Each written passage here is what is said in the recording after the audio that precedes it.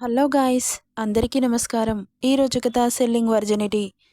నేను ఎవరిని మోసం చేయట్లేదు, నేను మోసపోవట్లేదు అని మూతి తిప్పేస్తున్న ఆమె కింది పెదవిని అతని 2 వేళ్లతో పట్టి లాగి, ఈ పౌరుషం నీది కాదులే, ఇంతకు ముందే అప్పుగా తెచ్చుకున్నావని నాకు తెలుసు అంటూ నవ్వుతూ ఆమె పెదాల దగ్గరికి వస్తుంటే అతని ఛాతీపై చేతులు పెట్టి వెనక్కి నెట్టింది. అదే స్మైల్తో ఆమె నడుం పట్టి మీదకి లాక్కొని ఇరు పెదాలని ఏకం చేశాడు. ఆమెకు ఊపిరాడనంత గాఢంగా.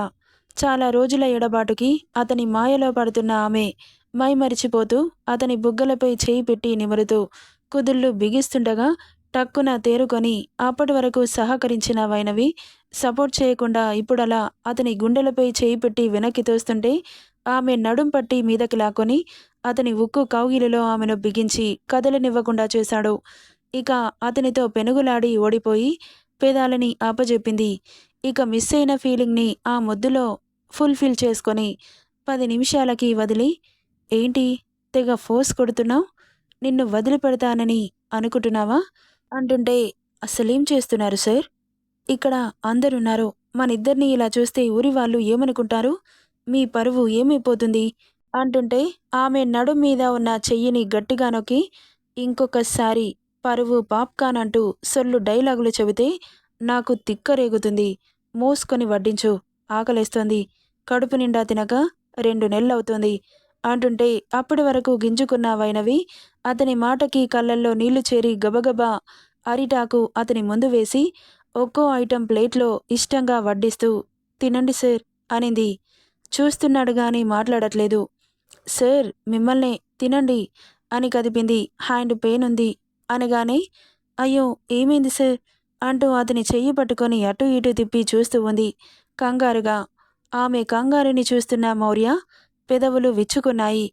చెప్పండి సార్, ఏమైంది, దెబ్బ తగిలింది అంటుంటే, అయ్యో చూసుకొని కదా పని చేసుకోవాలి, ఇలా దెబ్బ తగిలించుకుంటారా చెప్పండి, మరిప్పుడు నా కడుపు నిండేదెలా అంటూ పెదవులు విరిచాడు. చేతులు నలుపుకుంటూ నిలబడింది వైనవి. సర్లే, ఎలాగోలా తింటాను అంటూ అతని చేతి పెడుతుండగా ఆ చేతిని పట్టుకొని ఆపి తనే కలిపి అతని నోటికి అందించింది. ఆమె అలా ముద్ద పెడుతుంటే అతని పెదవులపై నవ్వు చేరి నోరు తెరిచాడు. ఇక ఆమె కళ్ళలోకి ప్రేమగా చూస్తూ ఎంత తింటున్నాడో ఏం తింటున్నాడో కూడా మర్చిపోయి తినేశాడు. ఇక పూర్తిగా తినిపించి పక్కన టిష్యూ ఉన్న విషయం కూడా మర్చిపోయి ఆమె చీర చెంగుతో అతని పెదాలని వైప్ చేసి అతని ముందున్న అరిటాకుని తీస్తుంటే ఆమెను అతని ఒడిలోకి లాక్కొని, వర్కర్స్ ఉన్నారుగా, వాళ్ళు తీస్తారు అంటూ పక్కన ఉన్న క్యారేజ్ ఓపెన్ చేసి ఒక్కోటి తీస్తూ అతని చేతులతో ఆమెకు తినిపిస్తున్నాడు. నా కడుపు నింపావు, నువ్వు ఖాళీ కడుపుతో ఉంటావా, ఎన్ని రోజులవుతుంది తినక, ఎంత సన్నగా అయ్యావో తెలుసా, ఎందుకే నీకు ఇంత కష్టం, నీకు నేనున్నాను కదా మహారాణిలా చూసుకోవడానికి, ఎందుకు మనస్సును బాధ పెట్టుకుంటూ నాకు దూరంగా ఉంటున్నావు, నాకు నీకంటే ఏది ఎక్కువ కాదు, నీతో కలిసి నా పరువు పోయినా నాకిష్టమే, ఎందుకంటే అందులో నువ్వు నేను ఇద్దరం ఉన్నాం కాబట్టి అంటుంటే కళ్ళు చెమ్మగిల్లుతున్నా వాటిని అతనికి కనిపించనివ్వకుండా, అలా నాకిష్టం లేదు సార్, మీరు తీసుకున్నంత ఈజీగా నేను తీసుకోలేకపోతున్నాను, నాకు అదొక్కటే రీజన్ కాదు, వేరే వాళ్ళని బాధపెట్టి ఆ ప్లేస్ని నేను లాక్కోలేను, అంత హార్ట్లెస్ ఫెల్లోని కాదు అంటుంటే, అందరూ నీ అంత ప్యూర్ హార్టెడ్గా ఎవరూ ఉండరు వైనవి, నువ్వు అలాంటి వాళ్ళ గురించి ఆలోచించాల్సిన అవసరం లేదు, వాళ్ళది ప్రేమ అన్న ముసుగు వేసుకొని చేసే ఒక వ్యాపారం, నా అల్లుడు అంటూ ఇప్పుడొస్తున్నారు, నేను సీఎం అయిన తర్వాత, మరి ఇన్నేళ్ల నుండి ఏం చేశారు, ఒక్కసారి లాజిక్గా ఆలోచించు, ఎవరి స్వార్థం వారు చూసుకుంటున్నారు బేబీ, అలాంటి వాళ్ళ గురించి నువ్వు ఆలోచించి నీ లైఫ్ని స్పాయిల్ చేసుకోవడం నాకు ఇష్టం లేదు, అటు నువ్వు బాధపడుతూ ఇటు నన్ను బాధ పెడుతూ ఇలా ఎన్ని రోజులే, ప్లీజ్ సార్, నేనొకదాన్ని లేకపోతే మీరు చాలా సంతోషంగా ఉంటారు, మీకు ఆ విషయం అర్థం కావట్లేదు, మీకు ఎలా ఎక్స్ప్లెయిన్ చేయాలో కూడా నాకు తెలియట్లేదు, ప్లీజ్ లీవ్ మీ అంటుంటే, ఐ డోంట్ లీవ్ యూ, ఇంకోసారి వదిలే అన్న పదం నీ నోట్లో నుండి వస్తే అక్కడ ఎంతమంది ఉన్నారో ఎవరున్నారో అని కూడా చూడకుండా నీకు ముద్దు పెట్టేస్తాను, నువ్వేం చేసినా నేను వదలను అంటూ ఆమె పెదాలకి అంటిన స్వీట్ని నాలుకతో లిక్ చేశాడు. మాట్లాడుకుంటూ ఆమెకు పూర్తిగా తినిపించేశాడు.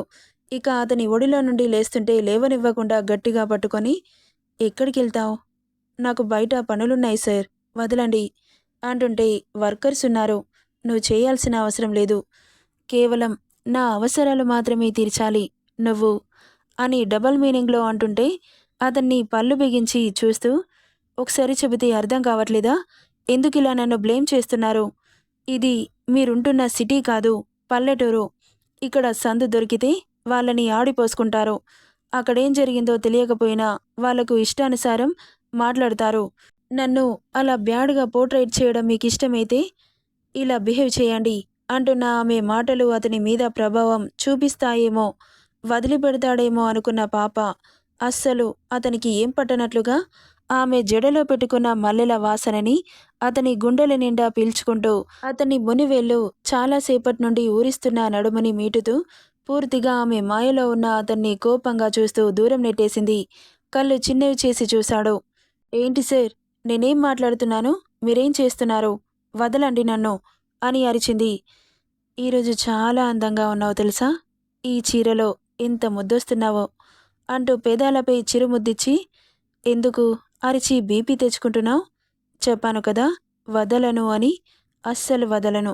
నువ్వేం చేసినా వదలను" అంటూ ఆమె చేతిని తీసుకొని ముద్దు పెడుతుంటే, "వదలరా" అని అడిగింది. "వదలను అని చెబుతున్నానుగా. అయితే నా ప్రాణాలు పోతే అప్పుడు వదులుతారా?" అంటున్న ఆమె మాటకి అతని పిడికిలి బిగిసి ఆమె చుబుకం పట్టుకొని దగ్గరికి లాక్కుంటూ, "అప్పుడు కూడా వదలను. నీ శవంతో కూడా సంసారం చేస్తా. అంత పిచ్చి నువ్వంటే" అన్నాడు చాలా ఇంటెన్స్డ్‌గా, ఆమె కళ్ళలోకి డీప్‌గా చూస్తూ. ఆ మాటలు ఆమె గుండెలకి తాకాయేమో. ఆమె కంట్లో నీళ్లు చిమ్మి అంత బలం ఎక్కడి నుండి వచ్చిందో తెలీదు. అతని గుండెలపై చేయి పెట్టి వెనక్కి తోసి ఏడుస్తూ అక్కడి నుండి పరిగెత్తుకుంటూ వెళ్ళిపోయింది. వెళ్తున్న తనని, "ఎక్కడికి పారిపోతావు చిన్నదానా" అని నవ్వుకొని ఇక ల్యాప్‌టాప్ ముందేసుకున్నాడు. ఇక ఇంటికి వెళ్ళిన వైనవి తన రూమ్‌కి వెళ్ళి డోర్ వేసుకొని ఏడుస్తూ కూర్చుంది. "ఇలా ఎందుకు చేస్తున్నారు సార్? నన్ను వదిలేయండి. అది మీకు మంచిది, నాకు మంచిది. ఇంత పూర్ ఫ్యామిలీ అయినా నేను ఒక సీఎంని ట్రాప్ చేసిందన్న అపకీర్తి నాకెందుకు? మిమ్మల్ని కూడా ఛాన్స్ దొరికిందని ఇష్టం వచ్చినట్లుగా బ్లేమ్ చేస్తూ వాళ్ళ టీఆర్పీ రేటింగ్‌ని పెంచుకుంటారే తప్ప అవతలి వాళ్ళ మనోభావాలు దెబ్బతింటాయని మాత్రం ఆలోచించరు. మీరు నాకు దూరంగా ఉండండి" అని తనలో తనే బాధపడుతూ ఉంది వైనవి. "అమ్మా వైనవి" అని పిలుస్తున్న తల్లి పిలుపుకి కళ్ళు తుడుచుకొని, "హా అమ్మా" అంది. "గుడి నుండి ఎప్పుడొచ్చావు? అసలెక్కడికెళ్ళావే?" "అది" అని చేతులు నలుపుకుంటూ ఉంటే, "మౌర్య దగ్గరికి వెళ్ళావా? నాకు తెలుసు, నీకోసమే ఇక్కడికి వచ్చినట్లున్నాడు. అంత ప్రేమిస్తున్న అతన్ని వదిలి ఇంత దూరం రావడం ఎందుకు తల్లీ? నాకు తెలిసి అతను నిన్ను వదిలిపెట్టడు" అంటుంటే, "అమ్మా నువ్వు కూడా ఏంటి? ఇప్పుడు బానే ఉంటాం కానీ వాళ్ళ ఫ్యామిలీ వాళ్ళకి మౌర్య సార్ పూర్తిగా దూరమవుతాడు. ఇన్నేళ్లుగా ఒంటరిగా బ్రతికాడు. కనీసం ఇప్పుడైనా అందరితో కలిసుంటే బావుంటుంది. వాళ్ళ మరదల్ని పెళ్లి చేసుకుంటే తన జీవితం ఇంకా బావుంటుంది. నేనేంటమ్మా, నేను పరాయిదాన్ని. వాళ్ళు ఒకటి. ఇక ఈ విషయం గురించి ఆలోచించడం మానేసేయమ్మా. అది ఆయనకు మంచిది, నాకు మంచిది. మా దారులు వేరు. అవి ఎప్పటికీ కలవవు" అని ఏటో చూస్తూ చెప్పి పనిలో పడితే గుర్తురాడు అని బయట మొక్కలకి నీళ్లు పోస్తూ చేరింది. ఇక అప్పుడే ఒక 10 మంది మధ్యలో సూర్యుడిలా మెరుస్తున్న బాబుని చూసి కళ్ళు ఆల్చిప్పలైతే ఫేస్‌కి మాస్కుతో వైనవిని చూసి కన్ను కొట్టి ఆమె మీద నుండి చూపు మరల్చకుండా చూస్తూ అలా నడుచుకుంటూ వస్తున్నాడు. అతనితో పాటు ఆ ఊరి పెద్ద మనుషులు, సెక్యూరిటీ కూడా ఉన్నారు. ఆ ఊరిని విజిట్ చేస్తున్నాడు మౌర్య. ఊర్లో వాళ్ళు ఊర్లో ఏమేం సమస్యలున్నాయో ఒక్కొక్కటి చెబుతుంటే అతని చెవికి ఎక్కడం లేదు. అప్పటి వరకు విన్న మౌర్య ఎప్పుడైతే అతని కళ్ళకి వైనవి కనిపించిందో వాళ్ళ మాటలు గాలిలో కలుస్తున్నాయి. పక్కన ఉన్న వినయ్ మాత్రం ఒక్కోటి నోట్ చేసుకుంటున్నాడు. ఇక వైనవి ఇంటి ముందుకు వచ్చి ఆగి, "సర్పంచ్ గారు, ఈ ఇల్లేదో చాలా బావుంది కానీ ఇంటి ముందు సిమెంట్ రోడ్ ఎందుకు లేదు?" అని పర్టిక్యులర్‌గా వైనవి ఇల్లుని చూసి అడుగుతుంటే, "అదేంటి సార్, వాళ్ళింటి ముందే కాదు, మనం నడుస్తున్న రోడ్డు కూడా సిమెంట్ రోడ్డు కాదు. మీరు గమనించలేదా?" అన్నాడు అతను. అప్పుడు తల కిందకి దించి చూస్తే మట్టి రోడ్డు కనిపించింది. "ఓకే, లేట్ చేయకుండా ముందుగా రోడ్లన్నీ వేయండి. ఎక్కడ ఏ మురికి కాలువ కనిపించడానికి వీల్లేదు. అండర్ గ్రౌండ్ డ్రైనేజ్ చేసేయండి అన్నాడు. ఆమె మీద నుండి చూపు తిప్పకుండా అతని చూపులకి ఇబ్బంది పడుతూ తల కిందకి దించింది. సరే అని ఆయన మాటని శిరసావహిస్తూ చెప్పగానే అతని అడుగులు వైనవి ఇంట్లోకి పడుతుంటే ఆమె గుండె వేగంగా కొట్టుకుంటోంది. చూస్తున్న వాళ్ళందరూ సీఎం సార్ ఏంటి వాళ్ళింటికెళ్తున్నారు అన్నట్లుగా ఆశ్చర్యంగా చూస్తుంటే వైనవికి మాత్రం ఒకవైపు కోపం, ఇంకోవైపు కంగారు మొదలయ్యి చేస్తున్న పనిని ఆపేసి పరిగెత్తుకుంటూ దగ్గరికి వచ్చి, నమస్కారం ముఖ్యమంత్రి గారు అని కాస్త కంగారుగా పళ్ళు బిగించి చెప్పింది. హలో వైనవి అన్నాడు. అంటే అప్పుడు సర్పంచ్తో ఆ అమ్మాయి ఫ్రెండ్ అని చెప్పాడుగా వినయ్. సో అదే చొరవతో అందరి ముందు మాట్లాడగానే గుడ్లు పెద్దవి చేసి, ఇక్కడికి ఎందుకు వస్తున్నారు సార్? వెళ్ళిపోండి. మనిద్దరి మీద వాళ్ళకి డౌట్ వస్తోంది. ప్లీజ్ నన్ను బ్లేమ్ చేయకండి. మీకు దండం పెడతాను. కొంచెం అనుమానం వచ్చినా రేపటి నుండి నా మీద రూమర్స్ క్రియేట్ చేస్తారు. అందుకు మీరు కూడా బలి కావాల్సి వస్తుంది అని చిన్నగా అతనికి మాత్రమే వినిపించేలా చెప్పింది. ఇంకోసారి పరువు ప్రతిష్ట అని నీ నోట్లో నుండి రాకూడదు అని చెప్పా. మళ్ళీ అలాగే మాట్లాడుతున్నావు. ఇక్కడ అందరూ ఉన్నారు అని కూడా చూడకుండా ముద్దు పెట్టేస్తా. ఏం చేస్తావ్ అంటుంటే అతని మాటలకి గుడ్లు బయటకు పొడుచుకొచ్చి షాకింగ్గా చూస్తుంటే ఆమె చూపులను ఏమాత్రం పట్టించుకోకుండా లోపలికెళ్ళిపోయాడు మౌర్య. ఇక సీఎం సార్ అలా వెళ్తుంటే వైనవి తన ఫ్రెండ్ అని చెప్పాడు కదా, అందుకే చొరవగా వాళ్ళ ఇంట్లోకి వెళ్తున్నాడేమో అనుకున్నారు. అక్కడ వాళ్ళంతా ఒక్కరికి విషయం తెలిసిందంటే ఊరు మొత్తం తెలిసిపోతుందిగా ఫ్రెండ్ అని. ఇక వాళ్ళింట్లోకి వెళ్ళి చుట్టూ చూస్తున్నాడు. అది పెంకుటిల్లే అయినా చూడ్డానికి చాలా కలగా ఉంది.